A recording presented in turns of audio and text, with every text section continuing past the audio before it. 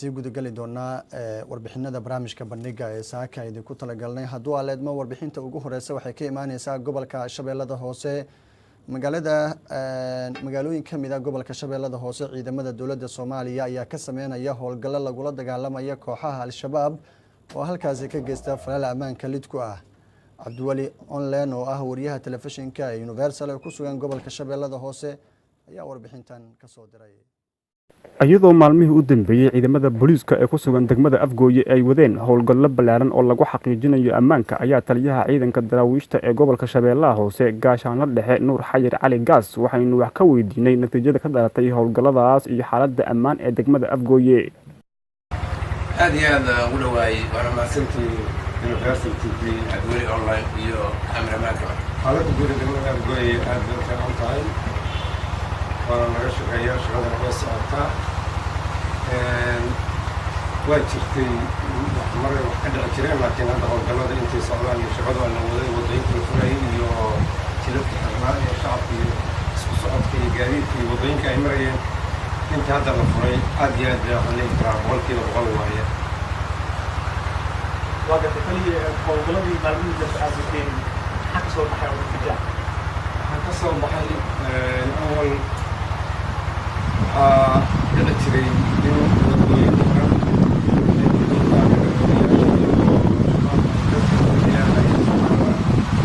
kadibna isku socodkiisu malaha wado la mari kara saacada wadooyinkii marka la furayna aad iyo aad bay haddeertaan intaasi waa soo ajarantay sidaan aan rajaynayo ilaahay ka rajay waxay jiraan dadka kala saaray oo maaray ama nolosha iyo arrimahaas koobiyaasha waxaan u gudbinaynay xafiisyada garsoorka oo si ay u sii sharciga u rafaqabo ay loo marsiin korneele shacabka degmada kawar wada shaqeynta ka dhaxaysa ma u noqdaan kuwa aad uga shaqeynaya xagga xakamaynta amniga waa wada shaqeynaa waxbaa naga dhaxaysa haddaba wadooyinka iyo jidadka iyo shaqada socotay inta boqolkiiba boqol waxay ka ahayd maalinta koobaad ka shaqabka waan uga mahadcelinayaa shaqadaas aad iyo aad baan uga mahadcelinayaa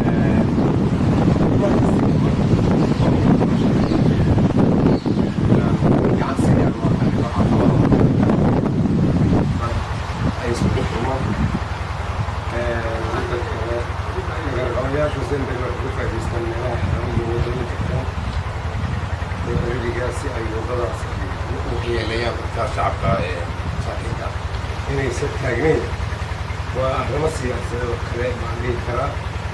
annaga waxaan la shaqeeya guddoomiyaha amniga waxaan la shaqeeya guddoomiyaha gobolka waxaan la shaqeeya guddoomiyaha ku-xigeenka gobolka arrimaha bulshada guddoomiyaha arrimaha bulshada degmada dhammaan waan la shaqeeya marka hadda sani arrinta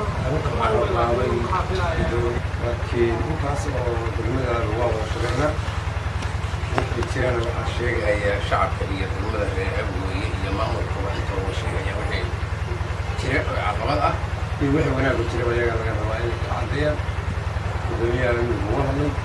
kulligood maamulkana waa hadlay waxaa shaqo ku lahayn hadda dhexgal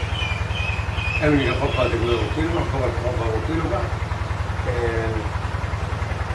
saldhiggii wuu joogaa booliiska Soomaaliya ka tirsan waxa waa dhacaya lama diidan in wax dhacaan oo waxay kastoo qoran ama waa wax dhacay laakiin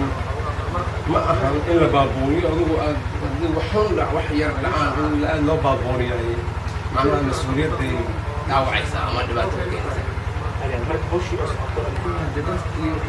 dadkii ka shaqeysa ama dhibaato ka shaqeysa yadii aad iyo hooyadeeda maaha anaga hadda wax gooniga ay naga bedelaysaa la soco shaqadeena difaaceena anaga ma jirto laakiin nasiib darro iyo dhaawac iyo waxay ku tahay degmada dabarjo bay ku tahay ama la shaqeynayo shaqa socoto howlgala socda difaaca iyadoo lagu dhibaanayo kasax lagu dhacamayo in haddana dacaayad iyo shir daawafka lagu darayo أربعة المال لأن لسه قبل حصول كميسة فكشة سجال قاعدين بديه أنا بقص يعني بقول كليين أنت وقت عن قبل شغل وكسر ضيق عدم وكيل جاي تبدل مني كدمت كان يقول السنة ما دام تبدل من حياتك خلاص يعني تبدل في عملية يعني رمضان هناك بيشرب الأول شفت الباقيين هذا مثل رمضان اللي الشغل السبتين ومساعد بالعلاقتين كنت كان ويرحته معنا مهمة إلهي معنا تاس وما لنا المركة وسيلة ورسيلة وكذلك وحنا أنا كلام كذا وشغلنا مؤيتاي وشغلنا مفرسة هذه أدبان وده دارنا وأنا كبر دارنا إن شاء الله سامتين ما هو شغلنا عملنا على حساب أنت وضعين كذا يصير يشغل ساعتين